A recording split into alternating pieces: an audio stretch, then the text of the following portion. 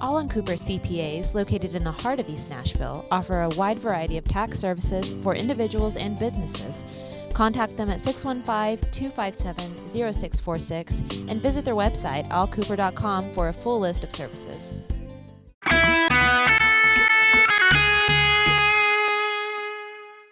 Welcome back, everybody, to Pit Pass. I'm Joe Williams, along with Larry Woody. Special thanks to Malcolm West for coming in. Larry, you get Malcolm in here. We didn't touch the number of stories that could be told. Scratch the surface. Yeah, but it's like you. If I can ever get you talking about some of the stuff, we need to just do a Larry Woody segment later. We might do a book someday. We'll get Malcolm in, and then we'll get the lawyers. We'll have to get some lawyers, of course, to proofread it. We had a lot of fun. We said on the open, it's kind of a roller coaster, and it truly has been a roller coaster week. Earlier this week, we found that our old friend Joe Carver Sr. had passed away in North Carolina. Joe was a Nashville native, went to East High School, traveled the world with the U.S. Navy, and came back and went to work for Bill Donahoe and became one of the great PR directors that have ever graced a racetrack. Among the other things he'd done, he left here, went to Langley, Virginia, and got Langley Speedway back up and running, left there in '83 to come home, and brought with him the late model stock cars to Nashville, and did his best, Larry, to buffer with good management and good ideas the horribleness that was Warner Hodgson and his effect on this place. And then after that, went to work for Darrell and Darrell Waltrip, who he had kind of taken under his wings years before, and spent the last few years as a show car manager, program manager for JKS Incorporated, and they are doing 30 or 40 show cars across the country. Larry, this is one of those folks that,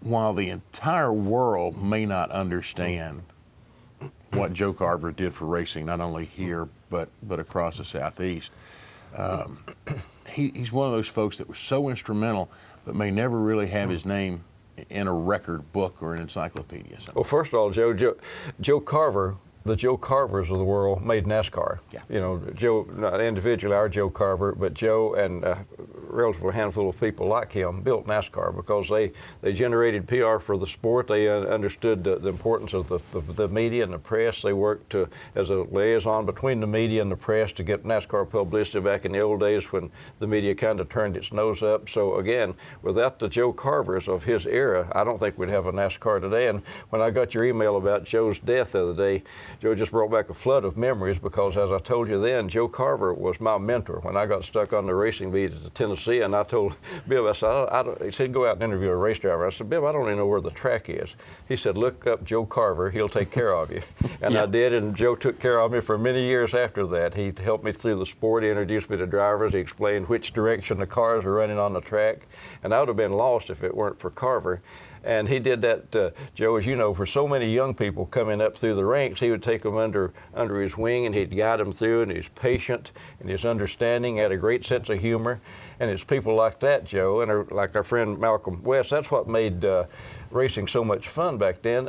They were good people, and they were fun to work with, and Joe made the Nashville media want to come out and cover racing. You know, people that might not come out otherwise and cover it, Joe would call them, say, hey, we got a great story out here. We got some guy from North Carolina named Dale Earnhardt. Come out, he'd make you a good interview. And Joe went out and just beat the streets, wore out shoe leather, selling racing for the fairgrounds. And again, people like him, without that great grassroots work that Joe was so instrumental in, I don't think NASCAR would have ever got off the ground, certainly back in those days. And I think that foundation accounts for how popular it is today. And unfortunately, I think NASCAR's got away from a lot of that, and we don't have the Joe Carvers anymore, and that's part of NASCAR's problems. But what a great guy. You wrote an outstanding piece for Racing Today. Yeah. Larry's still writing for RacingToday.com. It's a good place. It's Racing, RACINTODAY.com. After we emailed back and forth, you wrote a fantastic piece, and I like the part that the first race story you wrote Joe Carver practically wrote it.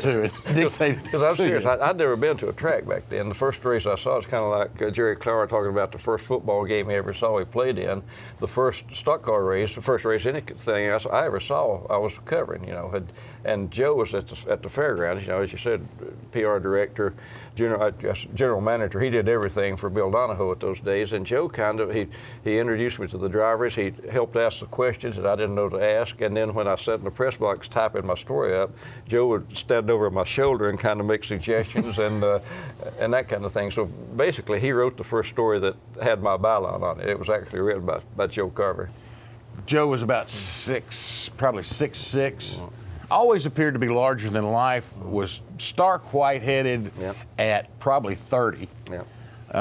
Big booming voice. Just had this presence. Always laughing and joking. Always a smile. Always laughing. Always had a story or a joke. He when he came back to Nashville in 1984, Larry, the track had struggled through some times of poor car counts.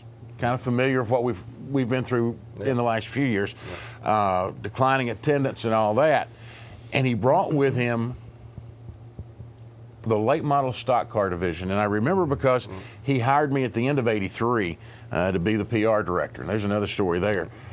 But what I remember about it was he brought these cars in, and there were people who looked at him and said, "You're nuts, you'll fail, we will never build one of those."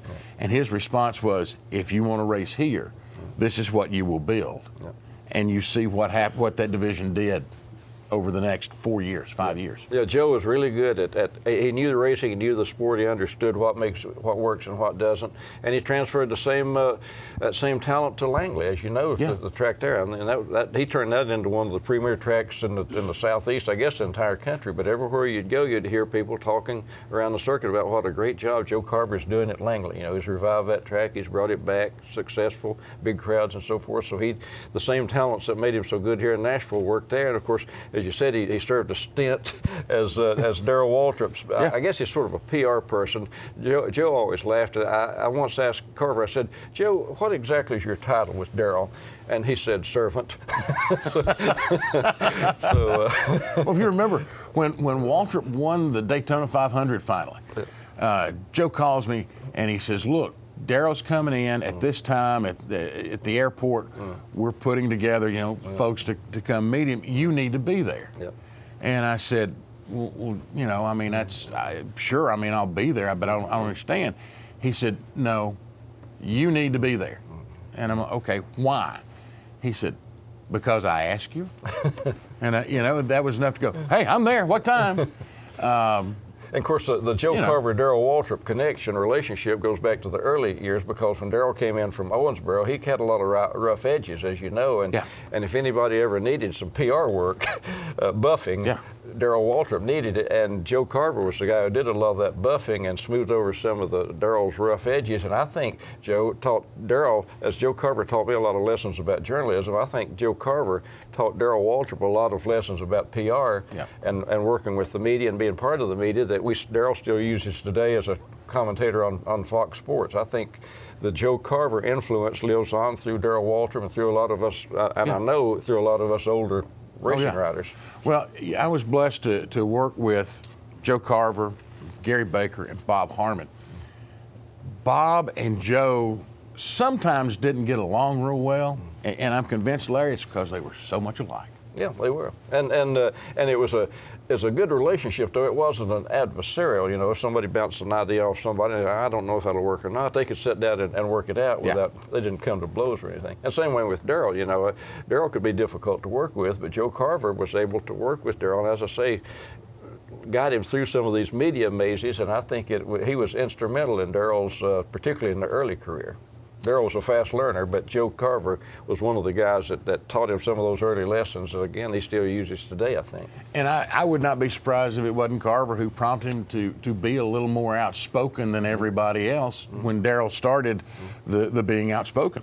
Joe understood the power of the press, and that it didn't hurt to stir the pot a little if it would get some media attention. He understood that the sport lives or dies with press coverage. If you don't get it, nobody's going to come out to watch the races if they don't know they're there. If you got some loudmouth from Owensboro, Kentucky, who's going to threatens to put Cuckoo Marlin over the wall the next race, then people like Darrell, then people may come out to see if Darrell Waltrip's going to put Cuckoo Marlin over the wall the next day. So, and Joe, again, there's nothing wrong with that. That was just the nature of the sport at the time. You needed some stories to sell to the media, to sell to the public, to sell tickets. Yeah. And Joe Carver did it better than anybody, as well as anybody I've ever known. Harmon was close, I guess. Humpy Wheeler was up there in that category, but you got to put Joe Carver somewhere in that top 4 or 5 of great racing promoters in that era.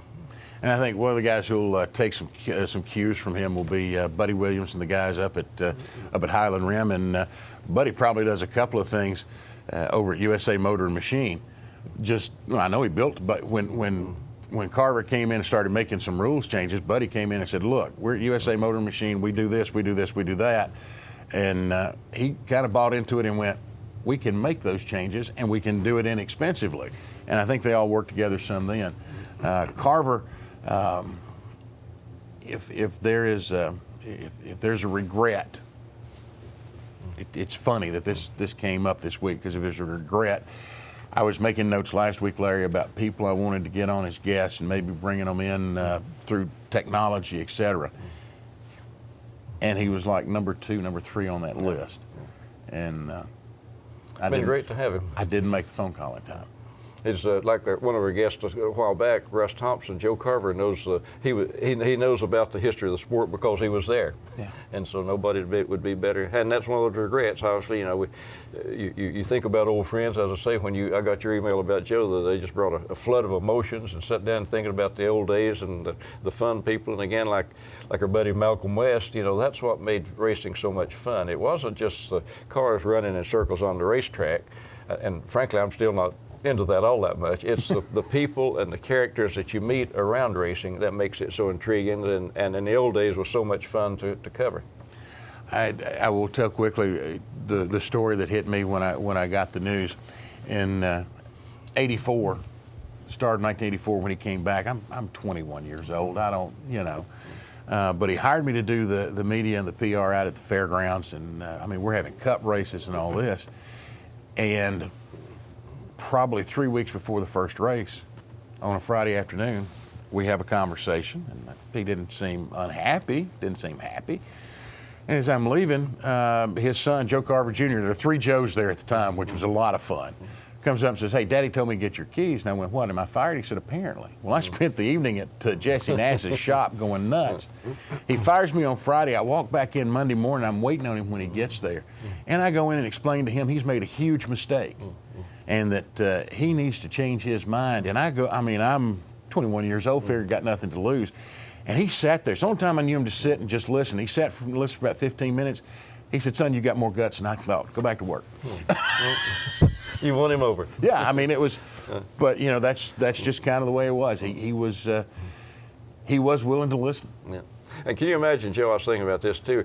Bill Donahoe was one of my favorite people, but he was a cantankerous old guy, old school, yeah. Carried a pistol, paid drivers with cash through the pay windows with his pistol lying beside the stack of cash. He was not the easiest person to work with, and Joe Carver was able to work with Bill Donahoe. So and that succeed. And succeed, do it well. He could work with anybody from Hope Hines down at Channel 5 doing some of those early racing shows to cantankerous old Bill Donahoe. He just had that personality where everybody liked Joe Carver, except for you briefly when they fired you. But but no, I'm serious. 48 hours, yeah. Yeah, but I just, as you talk to people in those days, and even today, you just don't run across anybody who says, "Joe Carver, no, I never cared for that guy." Everybody liked Carver. That was just one of those qualities that you can't learn it or be trained for it. You're born with it, and that's what made Joe so good at his job. He just got along with everybody. He's a great liaison. If there's a problem, from the fairgrounds to Darrell Waltrip, peeving some media person, Joe Carver is always there to smooth things over, and keep the machine well oiled. He was as good as there's ever been. Joe leaves behind his wife of over 30 years, Diana, his son Sam, Joe Jr., several other children. We do not at this point have details on when all the services will be. And of course, as this is posted, it could be within a day or two. Let us just say, no matter when the services are, that Joe Carver Sr. will be missed greatly and remembered more than fondly by racing communities across this country.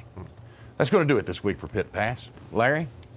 Quick show. Been a fun one. Enjoyable show. Some great old memories with Malcolm, fun memories, and maybe some melancholy memories about our buddy Joe Carver, but bittersweet. But they're good ones. All good. Yeah. They're all good ones. We thank you for joining us this week. We'll see you next time on Pit Pass.